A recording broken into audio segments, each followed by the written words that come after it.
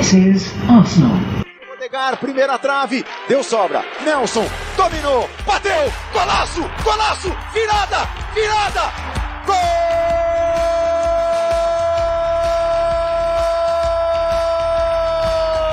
Nelson! Fala, Gunner! No último instante!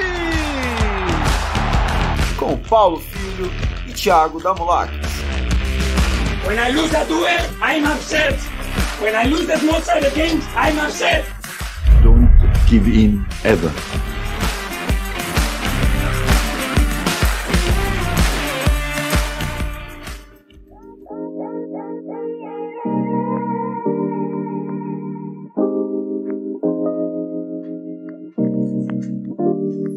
Muito bem, então, sejam bem-vindos ao quarto episódio do Fala Gunners. Meu nome é Paulo Filho, mais uma vez com vocês, ao lado de Thiago Damulakis. Hoje a gente vai falar muita coisa sobre o Arsenal, um episódio muito especial, temos muitas novidades também, inclusive, mas para quebrar aquele gelo, para começar de uma maneira diferente do que a gente vem começando nos últimos episódios, a gente resolveu fazer um quiz. Você tá preparado, Thiago? Eu trouxe uns nomes aqui que você não vai adivinhar, não. Vou explicar pra galera mais ou menos como funciona, mas a gente vai fazer um quiz aqui que funciona da seguinte maneira. A gente vai pegar jogadores da era Emirates do Arsenal e a gente vai falar da trajetória deles, né? Os clubes que eles passaram, e aí o outro vai ter que adivinhar quem foi qual jogador que a gente tá falando. Tá preparado, Thiago? Eu tô, mas você tá? Eu não sei, hein? Eu acho que você tem um conhecimento assim, você vai ter uma memória melhor do que a minha, mas vamos ver. Vamos ver. Muito bem, então. Eu escolhi aqui 3 jogadores, o Thiago escolheu 3 jogadores também, e aí a gente vai passar aqui um pro outro. Um de cada vez, então, pode ser? Bora. Tá bom, então. Vou começar com o meu aqui. Esse jogador, claro, fez parte da era Emirates do Arsenal, então é ali de 2006 pra cá, e ele começou a jogar no Dinamo Juni Minsk. Depois ele foi pro Bate Borisov, aí ele jogou no Stuttgart. Pô, aí não deu nem pra começar o nosso quiz, rapaz. Já acertou. Alexander Gleb, exatamente, ele mesmo. Jogava muita bola, hein? Ah, ele jogava. Quando eu comecei a torcer, ele tava lá jogando muita bola, ficou com um lugar especial no coração. Depois Pena acabou indo que ele não deu certo no Barcelona, né? É, isso que eu ia falar, ele acabou indo pro Barcelona depois, não deu certo, aí foi pro Stuttgart, Birmingham, Wolfsburg, todos eles por empréstimo, aí foi pro Krylia Sovetov, Samara, depois pro Bate Borisov de novo, e aí jogou por um monte de time, e encerrou a carreira em 2019, mas no Arsenal o Gleb jogou muita bola, né? Agora eu vou passar a bola pra você, vai lá.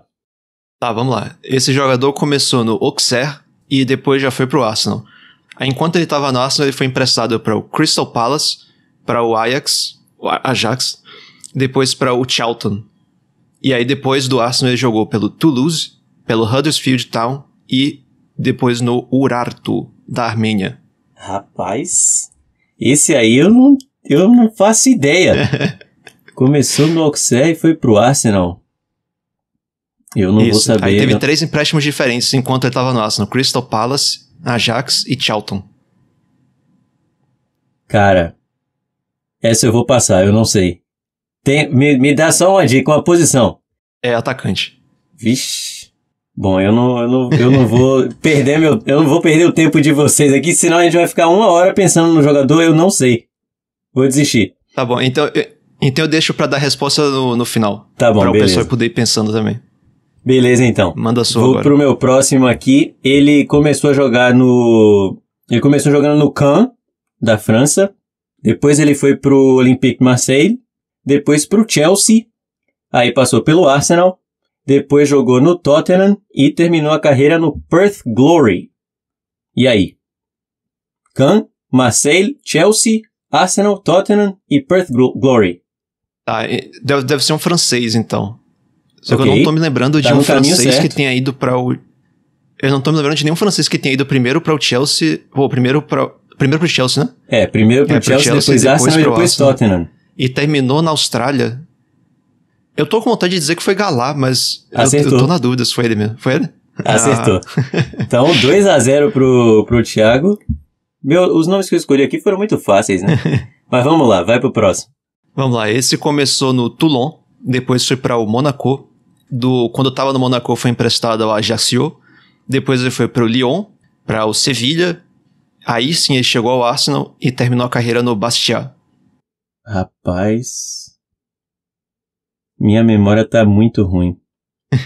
Jogador do Arsenal que jogou no Sevilha, eu lembro do Reyes, só que não era Emirates, né? Realmente, também não tô conseguindo pensar em ninguém. Tá, ênfase no Lyon, talvez. Não no Sevilha. É um defensor. Jogou no Lyon. Jogou 8 anos no Mônaco. Uau. Depois do Arsenal, ele foi pro... Bastia. Caraca, velho.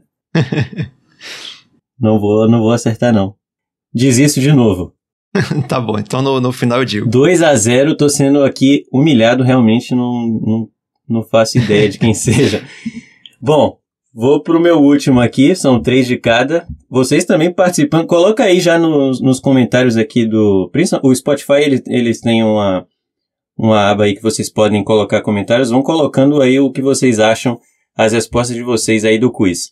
O meu último, ele começou a jogar no Barcelona, depois ele passou pelo PSG, depois ele passou pelo Rangers, aí ele foi para Real Sociedad, pro Everton e terminou no Arsenal. Eu deixei você terminar porque eu te interrompi no do Gleb, mas esse aí também já ficou muito óbvio. É facinho, o nosso, né? Super Mick. Exatamente. Mikel Arteta, então, são os clubes que ele passou. Foram anos, né, no Everton, depois encerrou a carreira, claro, no Arsenal e hoje é o nosso treinador Mikel Arteta. Então, Thiago, 3-0, um hat-trick, né? Só falta um agora para eu tentar acertar, mas tá difícil. Pode mandar. Vamos ver se pelo menos um eu consigo, né? Ele começou no Rennes, depois jogou na Internazionale, depois no Manchester United, aí foi pro Arsenal. Depois do Arsenal ele jogou por Werder Bremen, Portland Timbers e Chennai.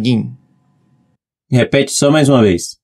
Rennes, Internazionale, Man United, Arsenal, Werder Bremen, Portland Timbers e Chennai. Não foi o Silvestre, né? Foi ele. Ah, aí sim, pelo menos um. Pela honra. Eu não lembrava que ele tinha jogado no Werder Bremen depois. Estranho. Depois que eu vi, eu me lembrei, mas de cabeça assim também não tá me lembrando, não. Tá aí, pelo menos um eu tinha que acertar, né? Senão ia ser humilhado aqui, ia perder a posição de apresentador do podcast.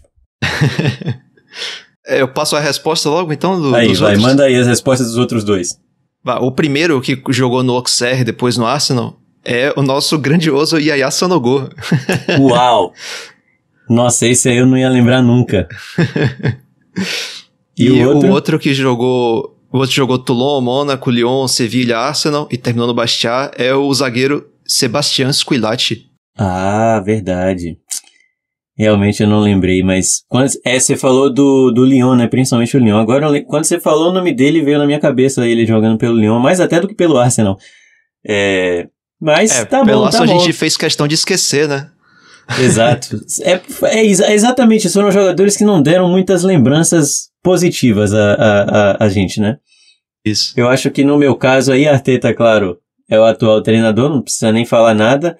O Galá, que depois foi pro Tottenham, nunca foi um exímio zagueiro no Arsenal também, inclusive foi o nosso camisa 10 por um tempo. Ele foi marcante, né? Um zagueiro com camisa 10, jogou por um monte de rival, era o capitão.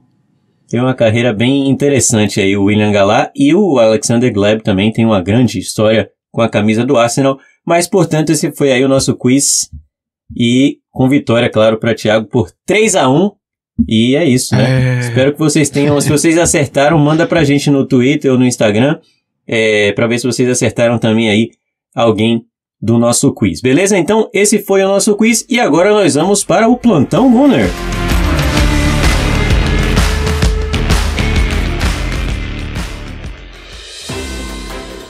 Bitelo não tão próximo assim do Arsenal.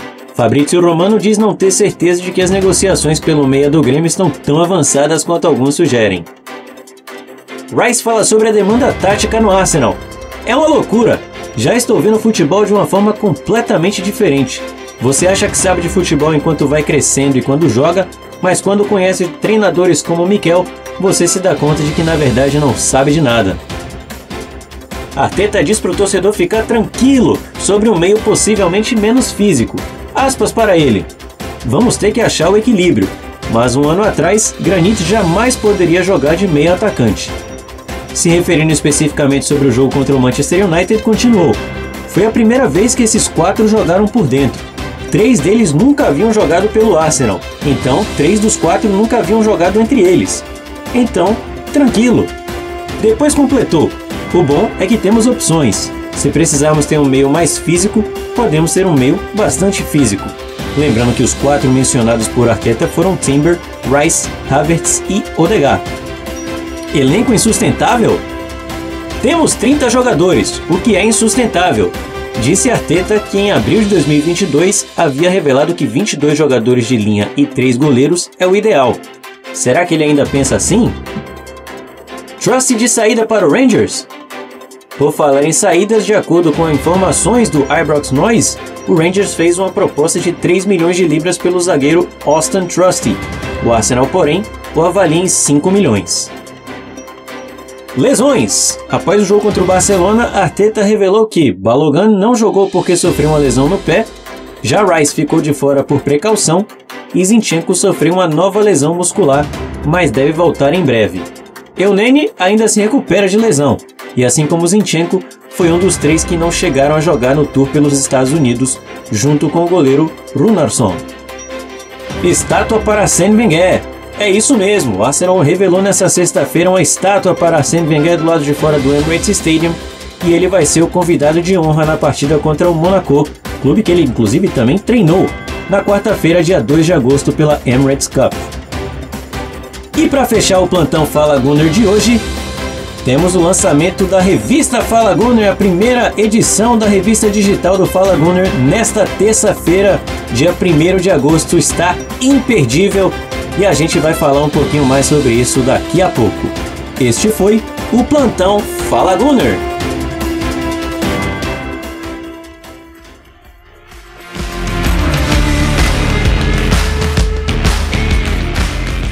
Muito bem, então, temos várias notícias aí pra gente poder discutir, Thiago, muita coisa acontecendo. A gente acha que pré-temporada vai acontecer pouca coisa, né, mas acontece muito mais até, às vezes, do que na temporada em si, porque tem muita especulação, muita notícia, muita fala também dos jogadores aí se preparando para o que vem pela frente. E para começar, eu gostaria de falar um pouquinho mais sobre a nossa revista, porque é um projeto que a gente começou a idealizar há um pouco tempo atrás.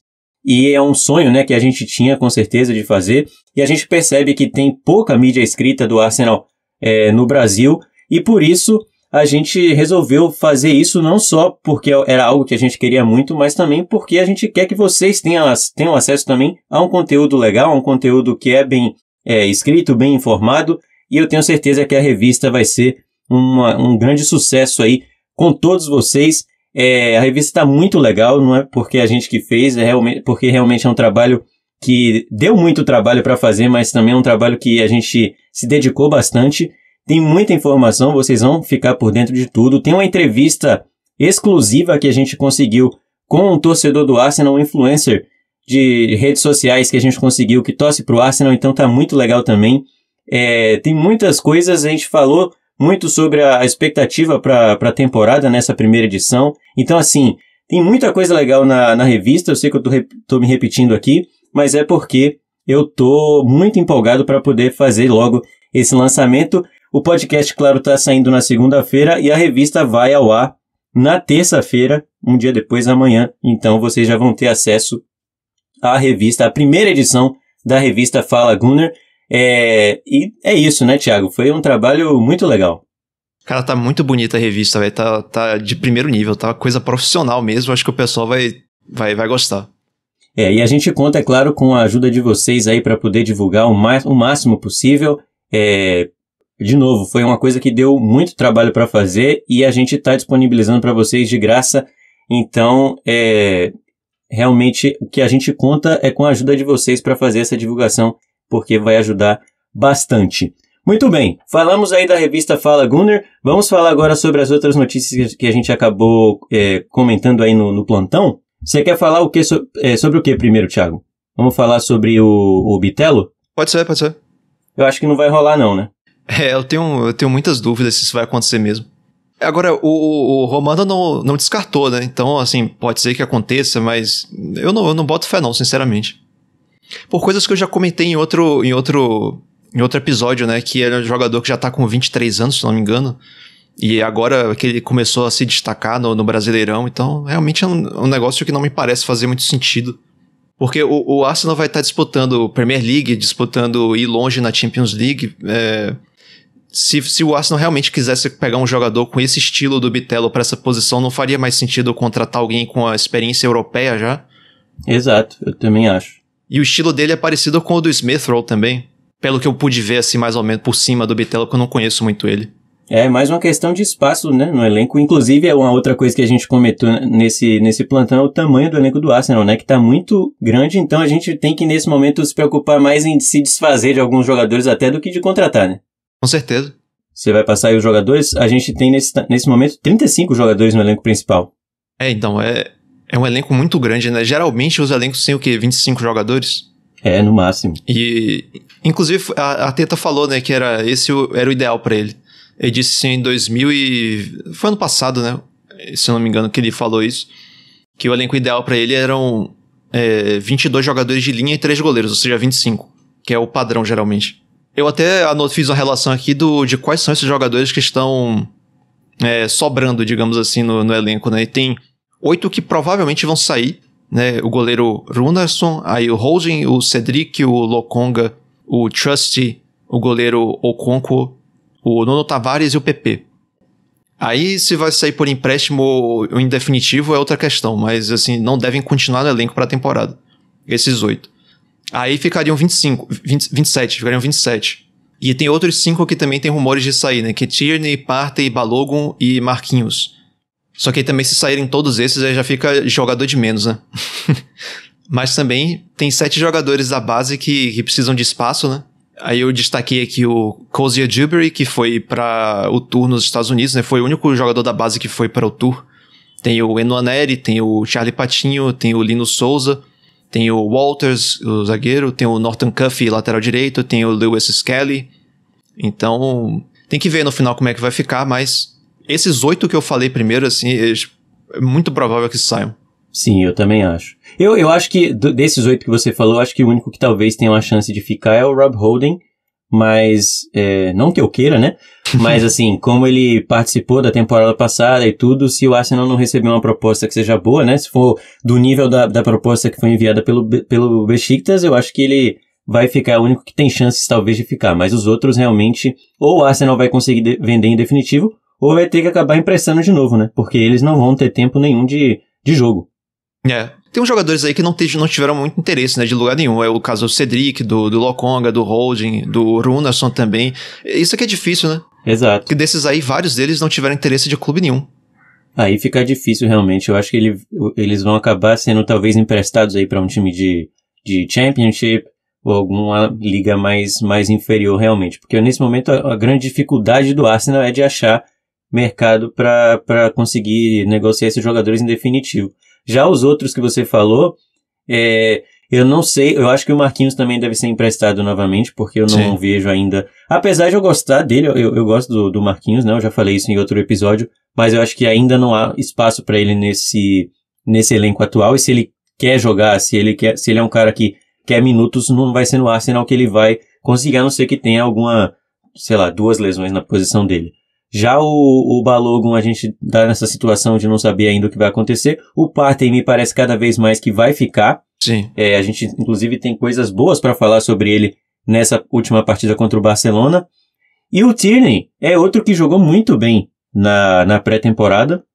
E, por enquanto, parece que vai ficar, mas é aquela coisa, né? A gente tem que esperar para ver se vai aparecer alguma proposta. Eu acho que se aparecer alguma proposta é capaz do Arteta liberá-lo. Parece que o Newcastle tem muito interesse nele, né? E o lateral esquerdo desde a temporada passada foi o gigante Dan Burn, que não tem nem perto da qualidade do Tierney, né? Então, pode ser que esse interesse seja revivido. A questão é que eu acho que o Arsenal vai querer realmente receber um valor adequado, né? Não vai vender por qualquer mixaria. E aí é que tá o problema. Que no caso do Tierney não é um problema, né? Sim, não mesmo. Longe disso. Eu só acho que o problema seria se a gente tivesse o Tierney, talvez, não um problema, mas talvez se ele fosse a nossa única solução ali para lateral esquerda, mas nós temos o Zinchenko, que é hoje o nosso titular da posição, mas tem também agora o Timber, que jogou na lateral esquerda, né, contra o Barcelona, então assim, não falta opção, então o Tierney, se sair, vai ser, acho que bom para ele, porque ele não tem muitos minutos com a camisa do Arsenal, e também, se ele ficar, é bom porque, mais uma vez, a gente tem mais alguma opção ali na lateral. Eu tô de acordo. Tem o Tomiyasu também, que pode jogar ali. Sim, também. A gente inclusive falou sobre a defesa, né? No último episódio a gente fez uma análise de elenco e a gente viu que o Arsenal tá muito bem servido ali nessas posições e a chegada do Timber ajuda muito também para ter esse revezamento maior. Nós falamos também sobre a possível saída do Trusty pro Rangers, que é realmente um cara que não vai ter, né, a oportunidade de ficar aí no elenco do Arsenal, então acho que o Arsenal está realmente só esperando uma primeira boa proposta aí para poder liberá-lo. E uma coisa que nós tivemos nessa pré-temporada foram lesões, né, e algumas que acabaram chegando de surpresa, algumas notícias chegaram de surpresa, uma delas foi em relação ao Rice, que ficou de fora do jogo contra o Barcelona por ter um incômodo ali na panturrilha. Ele quase nunca se machucou, né, jogando pelo West Ham. Chegou no Arsenal, já sofreu essa pequena lesão aí, mas não parece ser nada sério, né? Flashbacks terríveis, hein? Como torcedor do Arsenal. Pois é, a gente já fica aqui meio desesperado, né?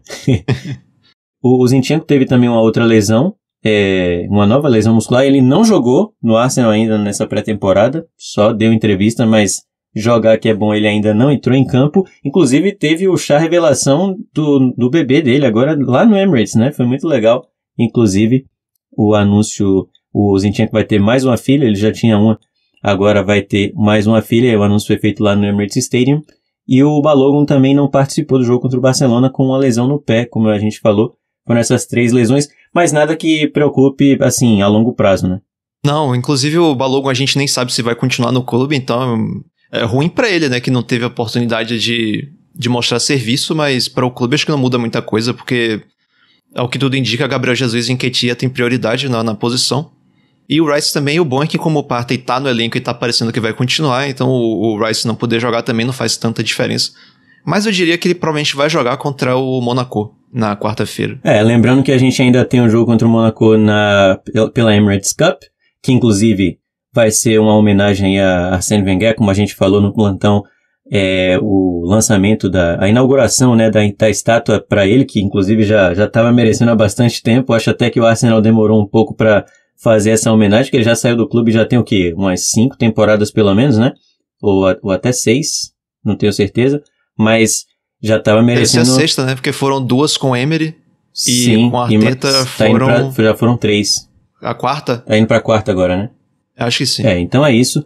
E o Wenger, talvez ele tivesse merecido uma estátua, inclusive quando já era treinador, né? Mas como aquela reta final do Wenger como treinador do Arsenal não foi das melhores, com toda a questão do Wenger out. Não tinha clima. Tudo, não tinha um clima, mas aí passou um tempinho e agora, claro, o torcedor do Arsenal só guarda boas memórias do Arsène Wenger, que foi um revolucionário.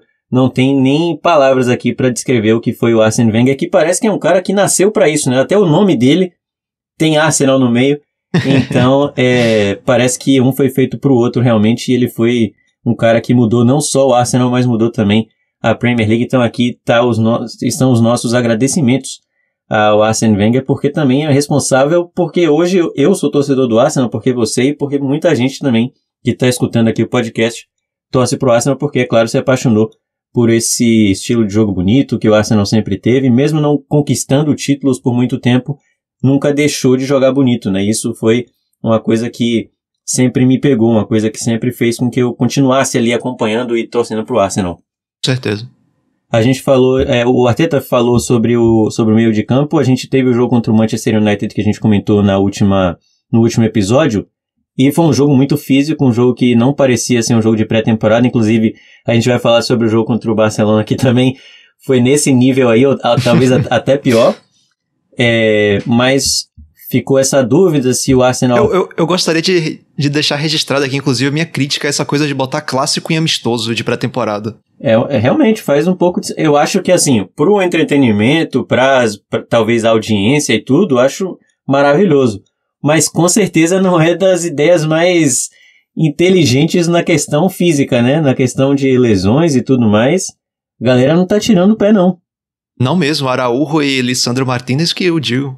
Realmente um absurdo, né? Tem jogadores ali que não tem...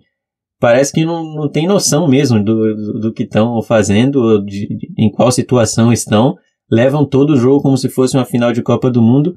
E o Arsenal quase se prejudicou nessa. Não só o Arsenal, como também o Barcelona, como também o próprio Manchester United, porque os jogos ficaram muito mesmo... O Real Madrid também. Pegados. O do Real Madrid também, contra o Manchester United.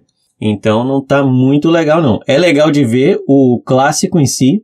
É legal que o jogo não seja aquele jogo que você vai levando com a barriga, que não vale nada.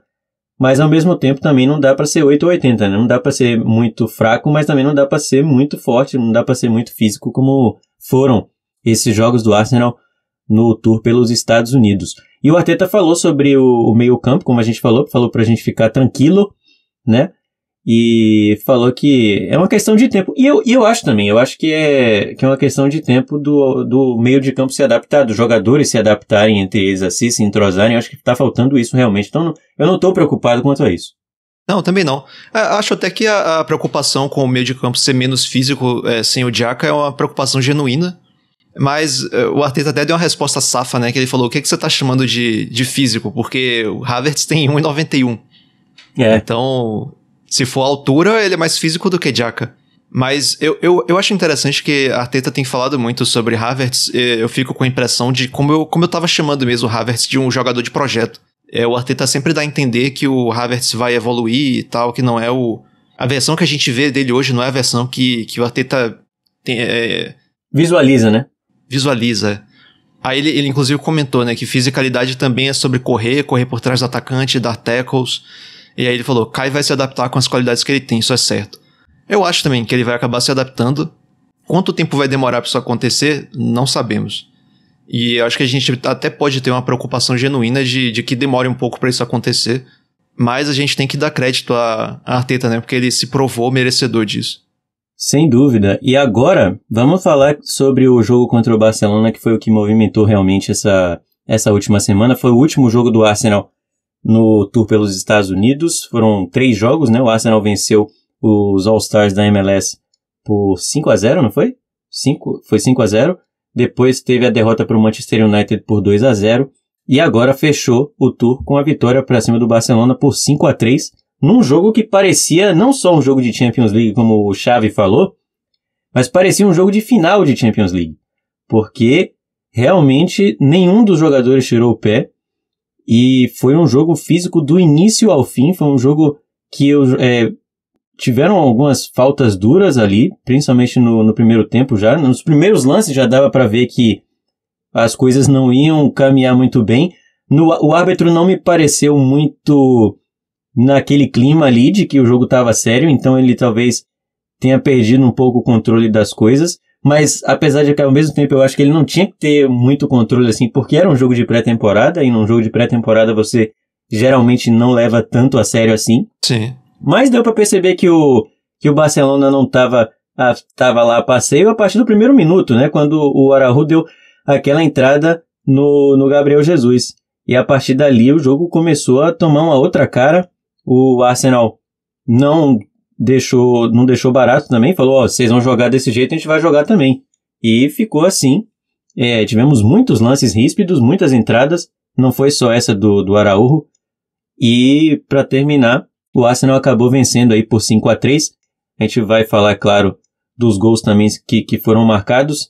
E também de atuações individuais muito interessantes. Eu acho que o grande destaque dessa pré-temporada do Arsenal foi o Trossard. Com certeza. Que foi um cara que colocou na cabeça que era a chance dele de aproveitar, né, com a chegada a saída do Xhaka e a chegada do Havertz, que é um cara que ainda não está adaptado ao time.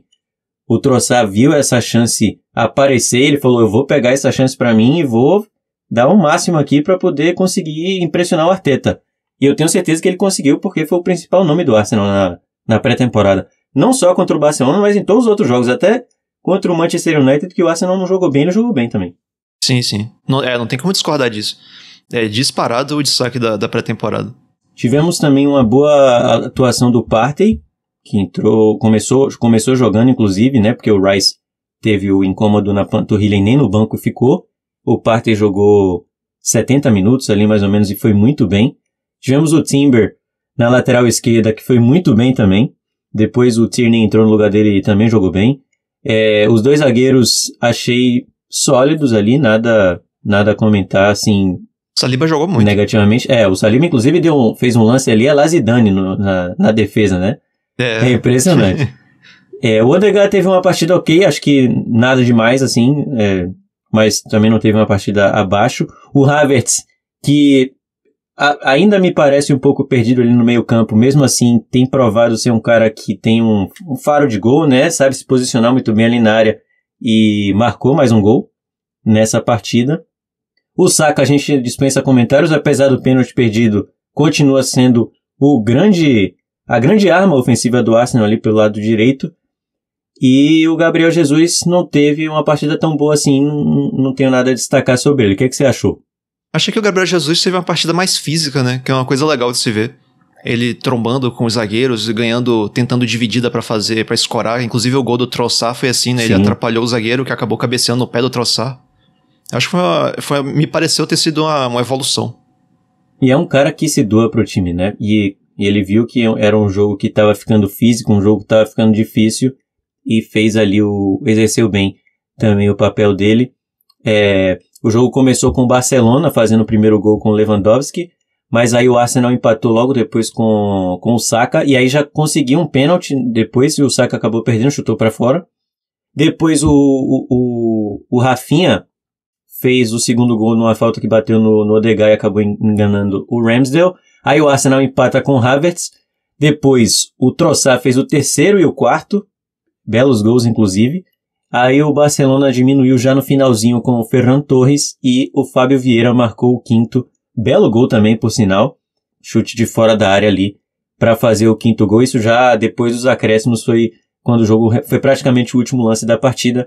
E o Arsenal, portanto, finalizou o jogo com a vitória aí por 5-3. Claro que, mais do que a vitória em si, significou que a gente viu uma melhora muito considerável em relação ao jogo contra o Manchester United, né? Não tem nem comparação. O jogo contra o United foi bem desanimador, né? Inclusive, dava até desânimo pra gente comentar o jogo. Eu acho que o Arsenal foi pego de surpresa pela fisicalidade do United, e aí contra o Barcelona já não foi pego de surpresa, né? Inclusive, agora foi a vez do Barcelona reclamar que o Arsenal tava jogando sério. Pois é, mas eu acho que não tem razão ao reclamar, não. Não. Porque pra mim, o jogo começa físico por causa do Barcelona e não por causa do Arsenal. Que nunca foi um time físico, né? Um time de bater, de chegar forte, nunca foi. Inclusive eu peguei aqui pra gente ter noção, né, a quantidade de faltas nesse jogo foram 34 faltas e a média da Premier League na temporada passada, que foi de 20,9 faltas por jogo. Ou seja, a gente passou por 13 faltas, basicamente, a média. Você tem é muita diferença. Você tem o número de cartões aí também? Não, mas eu pego aqui rapidinho. Toca o barco aí que eu...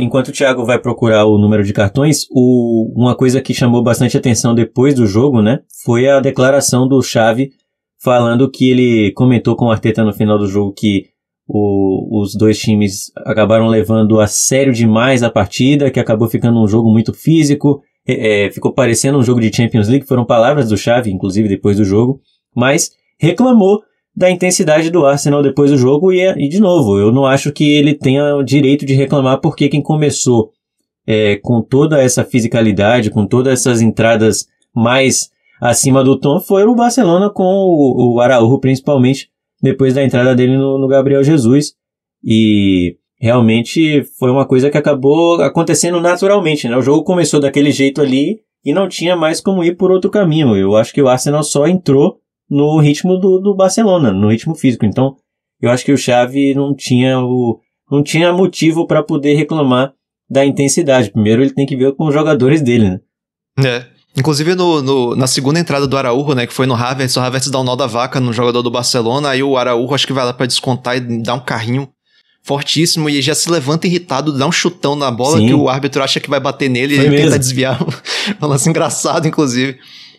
Mas no fim das contas, o Arsenal fez 22 faltas e o Barcelona 12. Então o Arsenal acabou fazendo quase o dobro de faltas. Entrou mesmo no espírito. E os amarelos eu peguei aqui, foi um para o Trossard, um para o Havertz, um para o Araújo, que foi nesse lance que eu tava comentando, e um para o Ben White. Todos no primeiro tempo. O primeiro tempo me pareceu ser muito mais físico, inclusive, do que o segundo, né? Depois a gente teve várias trocas. O Arsenal trocou praticamente o seu time todo. O Kiwior entrou no lugar do Saliba. O Holding entrou no lugar do Gabriel Magalhães. O Tierney entrou no lugar do Timber. Aí entrou Fábio Vieira, Jorginho e Smith Rowe no meio campo. O Cozier Duberry. Nketiah no meio ali pro lugar do Gabriel Jesus. E o Martinelli entrou só faltando 10 minutos, inclusive... O Martinelli não teve muitos minutos nessa pré-temporada até agora, né? Se eu não me engano, ele saiu sentindo alguma coisa no amistoso anterior, né? Eu acho que é uma precaução, inclusive porque tem ainda o jogo contra o Monaco, depois tem a Community Shield, eu acho que é uma questão de gerenciar os minutos, né? Não deu pra mostrar, então. O jogo contra o MLS All-Stars também ele entrou no segundo tempo, então foram essas as mudanças que o Arsenal promoveu na vitória por 5-3 em relação ao Barcelona. É um resultado que, assim, a derrota para o Manchester United serviu, assim, para ligar o alerta e a gente vê que as coisas não estão às mil maravilhas e tudo mais, mas eu acho que também agora a vitória contra o Barcelona mostra que não era bem assim, que houve já uma melhora de um jogo para o outro. Talvez até seja mais uma questão de foco, né, no jogo do que qualquer outra coisa, e eu acho que o Arsenal está se encaminhando para estar preparado. Eu não acredito que esteja ainda da melhor maneira possível, ainda mais, o Arteta inclusive falou sobre isso, né, como a gente comentou em relação ao meio campo, são jogadores que ainda não estão adaptados à maneira de jogar e tudo mais. O Rice inclusive não pôde participar do jogo contra o Barça, ainda vai ter também que aos poucos ir se encaixando nesse time, então pode ser até que o Partey ganhe mais minutos, se ele realmente ficar, pode ser que ele ganhe mais minutos no time nesses primeiros jogos. Mas foi um jogo realmente que serviu para dar mais ânimo, né, para o torcedor que ficou um pouco preocupado depois daquela atuação péssima contra o Manchester United. Vale lembrar, inclusive, que o Barcelona está fazendo seu primeiro amistoso, né, na pré-temporada. Isso talvez seja algo a se considerar também. O jogo contra a Juve foi cancelado, né? Foi cancelado. E o Arsenal já tinha jogado contra o Nuremberg, contra o All Stars e contra o Manchester United. Então era o quarto amistoso do Arsenal contra o primeiro do Barcelona.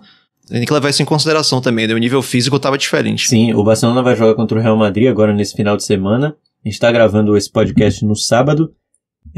Então isso com certeza fez uma certa diferença também ali no jogo. Mas é isso, o Barcelona levou o jogo a sério e por um lado é ruim, porque como a gente já falou, podia acontecer de algum jogador sofrer uma lesão grave, principalmente considerando as entradas que os jogadores do Barcelona estavam ali dando nos jogadores do Arsenal. Mas ao mesmo tempo foi bom, porque não aconteceu nada de lesão, e o Arsenal acabou enfrentando um adversário de um nível mais alto, um adversário que talvez, inclusive, esteja no grupo do Arsenal na Champions League, a depender do sorteio, e já pra gente estar acostumado a esse nível de jogo, né, contra times de fora da Inglaterra. Eu queria destacar, inclusive, o que eu achei interessante, eu comentei há alguns episódios, não me lembro em qual episódio exatamente, mas eu comentei do fato do Havertz, a chegada do Havertz proporcionar ao Arsenal a possibilidade de você jogar longo. Sim. E isso é uma coisa que o City passou a ter com o Haaland no ataque e o Arsenal pode passar a ter. Então, se você pegar o último... Acho que foi no último jogo do Arsenal contra o City, se eu não me engano, que o City não tentou forçar a saída por baixo contra o Arsenal. Ele fingia que ia fazer a saída para o Arsenal subir e pressionar, e depois jogava longo para o Haaland e tentava ganhar a segunda bola e já começar a atacar mais distante da sua própria área. E me parece que o Arsenal fez isso contra o Barcelona nesse jogo. Porque o Barcelona tem a mesma filosofia de jogo do Arsenal, de marcar em cima, jogo de posição. Então, o Timber estava na esquerda, e aí, em alguns momentos ele estava invertendo, estava fazendo o Zinchenko, entre aspas, mas ele não fez muito isso. E aí você pode atribuir isso por algumas coisas, né? Porque o Timber não tem experiência como lateral esquerdo. Eu até fui procurar, ele jogou lá na base do Ajax, mas não era a posição regular dele. No Ajax, no time principal, ele jogava ou como zagueiro ou como lateral, mais como zagueiro do que como lateral. Direito, no caso. E ele jogou como lateral esquerdo, então a gente pode atribuir, né, a falta de experiência dele, a falta de entrosamento com os colegas. Ele não inverteu muito. Agora, pode ter sido de propósito também.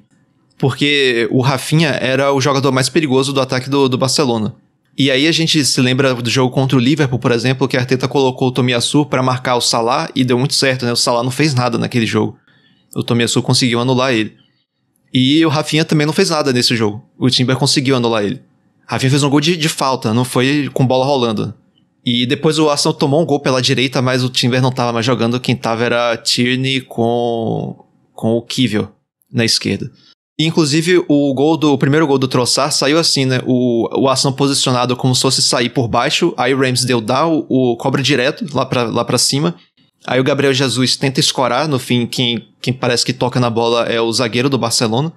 Mas, de qualquer forma, o Gabriel fez a parte dele de atrapalhar o zagueiro, a bola cai no pé do Trossard, que aí avança e faz o gol. Se a intenção era essa, funcionou. E aí você tendo o Havertz, que é um jogador alto, você pode inclusive botar o Havertz para ficar de referência lá e o Gabriel Jesus voltar para o Havertz, que é mais alto, poder escorar essa bola. Então você tem todas essas possibilidades. Agora, a ausência do Xhaka... Você quer comentar alguma coisa? Senão eu já emendo esse comentário. Não, manda aí. Você é o analista aqui do podcast, né? Mas você é o comandante, eu tenho que respeitar, não, né, isso, o comando do apresentador. Pode mandar. Manda bala. Então, porque a gente falou do meio antes, né, do equilíbrio do meio, e aí no caso, o Arteta inclusive mencionou o Timber como um jogador de meio, né, porque o lateral inverte. E aí, a ausência do Xhaka e a presença agora do Havertz causam uma diferença absurda na dinâmica do meio, porque o Xhaka era um jogador que ele conseguia participar da retenção da bola, ele recuperava, passava da marcação, conseguia circular, fazer a bola circular, e o Havertz não tem essas características do Xhaka, ele tem outras características. Inclusive, muita gente até hoje discorda que o Havertz vai jogar mesmo nessa função, né? Mas aí eu acho que talvez seja uma questão da mudança do que o Arteta quer para um jogador naquela posição. Porque já na temporada passada a gente via o Xhaka pisando muito na área, tendo a oportunidade de fazer gol. Inclusive fez 7 gols, Sim. Que é uma coisa completamente anormal para o padrão do Xhaka. E o Havertz, ele faz isso muito bem. A gente já viu 2 jogos de pré-temporada seguidos que o Havertz faz... Não, seguidos não, porque o United não fez, mas contra o All-Stars e agora contra o Barcelona ele fez gol. Isso. E gols de atacante, gols que o Xhaka não poderia fazer. Mas que ele tava inclusive, o posicionamento ofensivo dessa área do Havertz é impecável, né? Ele sempre tá no lugar certo. Até porque ele jogou de atacante, uma coisa que o Xhaka nunca fez, né? Então, Sim. De qualquer forma, ele tem essa noção de posicionamento muito mais apurada do que o suíço. Com certeza. Inclusive, no gol que ele fez, eu tenho minhas dúvidas se o Odegaard tentou cabecear ou se ele deu um passe pro Havertz. Eu voltei várias vezes no replay, eu fiquei com essa dúvida. Depois eu vou parar pra olhar direitinho. Ele é tão anormal com isso que eu não duvido nada que ele tenha dado um passe. Eu não ficaria surpreso, não. E aí, então, o que eu ia complementar é que o Havertz, ele não tem essa característica de reciclar a bola, de ficar voltando pra buscar o jogo. A gente vê ele fazer isso provavelmente porque a Arteta pede pra ele fazer isso, mas não é algo que tá naturalmente no jogo dele. E aí, a depender do adversário que o Arsenal estiver enfrentando, isso pode ser um problema. Tanto é que existe a possibilidade, a gente ainda não viu, mas eu acho que definitivamente existe essa possibilidade do Arsenal jogar com o Partey e o Rice juntos, considerando que o Partey vai ficar e tá parecendo que vai ficar mesmo. Porque você pode colocar tanto o Rice quanto o Partey, provavelmente o Rice, pra jogar ali mais pra esquerda como 8, porque ele vai ter essa capacidade de retenção de bola, e ao mesmo tempo, tanto o Rice quanto o Partey têm capacidade de drible, capacidade de avanço, de chute de fora da área. Então eles conseguem também se juntar à linha de ataque numa fase de ataque do 3-2-5, né? A gente consegue ver tanto o Rice quanto o Partey fazendo ali, se juntando à linha de 5 no ataque. E aí, eu particularmente, é uma coisa que eu venho pensando já há um tempo, é que a gente pode ver o Zinchenko fazendo essa função de 8 em algum momento, porque essa é a função natural do Zinchenko. O Zinchenko jogou, até chegar ao City e Guardiola resolver transformar ele em lateral, o Zinchenko era ou 10 ou 8. Então eu não descartaria a possibilidade do Zinchenko jogar ali naquela função do Xhaka. Eu acho que ele conseguiria fazer perfeitamente essa função. Inclusive porque existe a possibilidade de você colocar o Timber para jogar na esquerda e ele é muito bom marcador, então você consegue atingir um equilíbrio de você ter o Timber marcando e o Zinchenko fazendo uma função ali mais livre. E a gente sabe que o Zinchenko, pra manter a posse da bola, é excelente, né? Dificílimo você conseguir roubar a bola dele. Sem dúvida. E aí, é importante a gente pensar nisso pelo seguinte, se você comparar o jogo do Arsenal com o do City, que é muito parecido, o City ele tinha né, na temporada passada a característica de ter nos jogadores abertos, e no caso do 8 pela esquerda, jogadores que são muito difíceis de você roubar a bola, que é o Grealish pela esquerda, o Gundogan de 8 e o Mahrez na direita. Se você for comparar as opções do Arsenal com Havertz e Martinelli, né, Martinelli contra Grealish e Havertz contra Gundogan, mas não tem comparação. O City tem muito mais capacidade de retenção de posse. E eu não tô criticando o Martinelli. Eu só tô apontando o óbvio, né? Que o Martinelli é um jogador mais de pegar a bola e partir driblar cima, e correr. né? Ele não é isso. Não é que nem o Grealish. O Grealish ele já tem mais essa característica de parar a bola, né? De jogar mais com ela jogo, mais... Né? Isso. Então isso realmente pode vir a ser um problema. Por isso que eu tô citando tudo isso, né? De jogar com o Rice por ali, jogar com até o Zinchenko por ali, porque o Arsenal vai... e aí entra o Trossard, né? Porque a gente falou da pré-temporada incrível que ele fez, inclusive jogando como 8 algumas vezes, que é muito interessante, porque o Trossard pode acabar virando o Bernardo Silva do Arsenal. Verdade. Que é um jogador que joga de 9, de ponta, de 8, e é difícil, é quase impossível de tirar a bola dele. Então a gente pode estar vendo aí, talvez, o nascimento do Bernardo Silva do Arsenal. E é interessante demais a quantidade de opções que a gente tem, né? Você vê, só do que eu falei aqui, eu falei o quê? Umas 5 opções. Sim, são várias variações de jogo. E aquilo que você tinha falado do plano A1, A2 e A3, né? Do Arteta. Isso. Que são as maneiras diferentes de jogar. E realmente, eu acho que o crescimento do Trossard, principalmente, ele é fundamental para a evolução do jogo do Arsenal, porque ele vai ser uma peça que não são todos os times que tem, e ele se encaixa realmente perfeitamente em várias posições ali que o Arsenal pode precisar de alguém. Então, na temporada passada, ele ainda estava sendo aquele cara ali que só entrava no segundo tempo para cobrir ali talvez uma posição apenas, fazer uma função mais ali pela ponta, né? E agora ele já, claro, se adaptou ao jogo do Arsenal e também conhece mais o Arteta, e o Arteta conhece mais ele também. Acho que isso só facilita com que ele possa se tornar esse meio que coringa realmente do elenco do Arsenal. E vontade não tá faltando para ele, isso aí a gente já viu. Não, eu acho que ele tem a chance real de virar titular, ele enxergou isso também e tá aí tentando agarrar com os dentes, né, a oportunidade.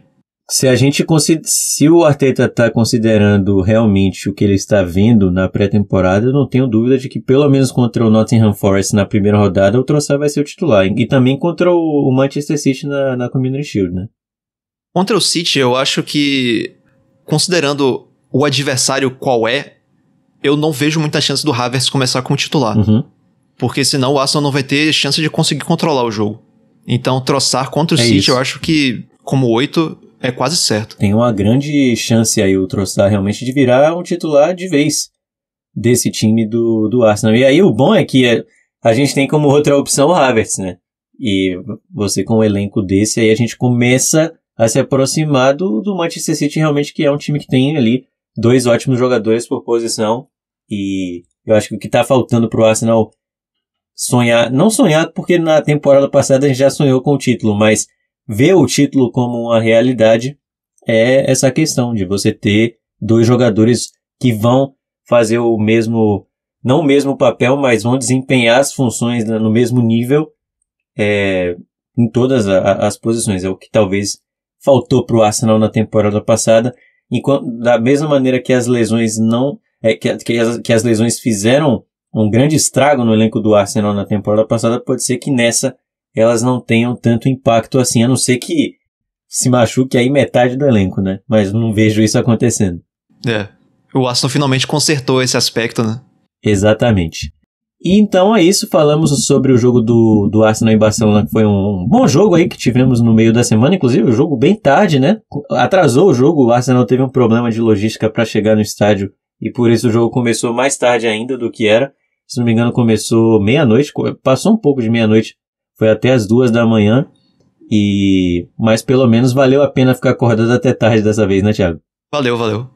E para fechar o nosso podcast de hoje, nessa semana lá no Twitter e no Instagram, nós fizemos um post pedindo para que vocês contassem um pouco da história de vocês com o Arsenal, né? Como que vocês começaram a torcer, qual foi o principal motivo que levaram. E o tweet fez muito sucesso, teve muitos replies ali, muita gente respondendo e contando a história um pouco. Claro, não deu para contar a história inteira, mas pelo menos ali um resumo, né, de como vocês começaram a torcer pro Arsenal. No Instagram também tivemos várias respostas e inclusive a gente repostou ali com a imagem representando o que vocês descreveram.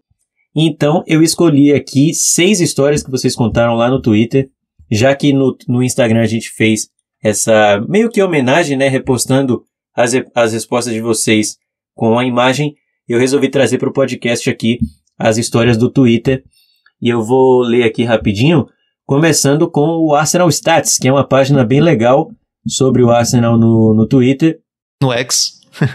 Em 2004, no X, né? Não é mais no Twitter, no X, ele falou aqui o Arsenal Stats. Em 2004 ou 2005, assisti a reprises da Premier League à noite com meu pai, na ESPN. Não sei exatamente quando, mas comecei a gostar do Arsenal por conta da camisa e do time lendário da época. Ele tá falando ali daquele time dos Invincibles, claro. Fui acompanhando cada vez mais a cada temporada que passava, até não perder mais um jogo sequer lá por 2007, 2008. Então é uma história bem parecida com a minha aí também, porque eu comecei a acompanhar o Arsenal exatamente nessa época. O Romário Miranda falou: queria contar a história completa, mas aqui não vai ser possível. Então tenho que resumir. Eu já admirava o Arsenal em 2006, mas eu percebi que eu era um torcedor quando o Henry atravessou o Bernabéu e fez aquele gol incrível. Comemorei tanto que ali eu percebi que já era um fã. O Anderson Rocha falou em 1998, olha só, hein? 98. Premier League nem passava no Brasil ainda. Esse é raiz. E esse é raiz. Em 98, aos 16 anos, foi a primeira Copa do Mundo que eu assisti com um olhar mais técnico. Acompanhei quase todas as partidas e fui descobrindo o futebol além do Brasil. Me encantei com a Holanda e principalmente com Dennis Bergkamp, por isso passei a acompanhar o Arsenal. O Paulo Sérgio: lembro de assistir Globo Esporte um dia e passou um gol do Bergkamp pelo Arsenal e eu achei a camisa linda, isso era início dos anos 2000. Depois, quando o PS2 chegou na minha cidade, eu já gostava de jogar com eles. Inicialmente por isso, pela camisa bonita e depois, é claro, pelo Thierry Henry. Muita gente, né, inclusive, começou a torcer pro Arsenal ou por causa do Bergkamp ou por causa do Henry. Sim. O @JúlioBig. Era 2005. Fui convidado pelo vizinho a ir ao centro da cidade, em Santo André, com o pai dele. Com muita vergonha, pedi dinheiro emprestado para o meu avô. Ele me deu R$20. Fomos em uma feirinha onde tinha camisa de vários times, aí vi a do Arsenal. Comprei e não larguei mais. Muito bom. E para fechar, o Leandro Rodrigues falou: eu comecei a assistir a Premier League lá para 2004 com meu pai, ano dos invictos. Gostava de ver o Henry, Dennis Bergkamp, Pires, Vieira. Me apaixonei pelo Arsenal. Faz 19 anos que torço pelo Arsenal. Tenho até uma tatuagem. Sofri bastante em alguns tempos sombrios desse time, mas não largo. Então é isso. Essas foram algumas das mensagens que a gente recebeu lá no Twitter. Inclusive eu penso em fazer um pouquinho disso, né? Trazer cada vez mais a participação de vocês aqui para o podcast. Claro que a gente vai abrir em outros episódios para perguntas sobre o time, sobre o que está acontecendo na temporada.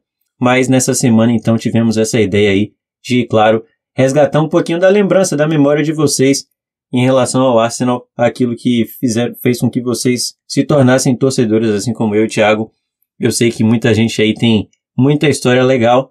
E só adiantando uma coisinha aqui para vocês, mais uma surpresa, que essas histórias vão estar presentes nessa nossa primeira edição da revista Fala Gunner. Aliás, falando um pouquinho de novo sobre a revista, para quem não está ainda entendendo muito bem como é que funciona, essa revista ela não vai ser impressa inicialmente, a gente não tem essa ideia de imprimir a revista, até porque daria muito trabalho em relação ao transporte, né, e tudo mais, mas ela vai estar disponível digitalmente. A gente vai postar o link para vocês nas nossas redes sociais, vai estar no nosso Linktree também. Para quem não viu ainda o nosso Linktree, lá tem todos os links das plataformas que o Fala Gunner está sendo publicado. Então nesse momento a gente está no Spotify, está no Google Podcasts, está no Apple Podcasts, está também no Deezer. Então a gente vai postar o link No Amazon também. no Amazon Music também, acabei esquecendo, e a revista então vai estar disponível lá também para vocês no nosso Linktree, e a gente vai postar, é claro, fiquem ligados porque na terça-feira a gente vai disponibilizar o link da revista para vocês acompanharem. E é claro, a gente sempre está aqui aberto a sugestões de vocês, o que vocês quiserem que a gente que a gente faça aí pelos próximos meses, é claro, a gente vai levar em consideração, porque a participação de vocês é sempre a mais importante, né? O que faz, é claro, o Fala Gunner existir. Tem mais alguma consideração aí, Thiago? Não, eu queria saber se o pessoal curtiu o desafio, né? Porque pra gente acho que foi bem legal fazer. Sim, e a ideia é fazer quizzes diferentes, né, toda semana. A gente resolveu fazer esse agora da trajetória, que inclusive foi eu não tenho nem palavra para descrever a minha performance nesse quiz, mas pelo menos acertei o Silvestre. Mas aí na próxima semana a gente pode trazer um novo quiz com um novo tópico. Basta vocês falarem também pra gente se vocês curtiram essa ideia. Também, claro, se vocês estão curtindo o Plantão Gunner, enfim, a gente está tentando da melhor maneira aqui estruturar, né, o nosso podcast para que fique muito bem, muito legal para vocês acompanharem. É isso? É isso. Chegamos ao quê? A 1 hora, né? 1 hora certinho, então, para fechar aí com chave de ouro. Então fiquem ligados porque nessa terça-feira vai ser lançada a primeira edição. Lembrando que vai ser uma revista mensal, a primeira edição da revista Fala Gunner. Então todo mês a gente vai lançar uma revista. Essa agora vai ser lançada no dia 1º de agosto, mas vai ser referente, claro, também ao mês de julho. E assim por diante, né? No dia 1º de setembro sai a revista do mês de agosto. A gente vai estar falando sobre tudo o que aconteceu no mês do Arsenal e trazendo, claro, também entrevistas e outras coisas muito legais aí que envolvem o maior de Londres, beleza? Valeu, Thiago, mais uma vez aí pela análise, por todos os comentários, sempre trazendo muita informação pra gente, isso é muito interessante. Valeu. E muito obrigado a todo mundo que nos acompanhou até aqui. Fiquem ligados porque vem muita coisa boa por aí, valeu? Grande abraço a todos e até a próxima!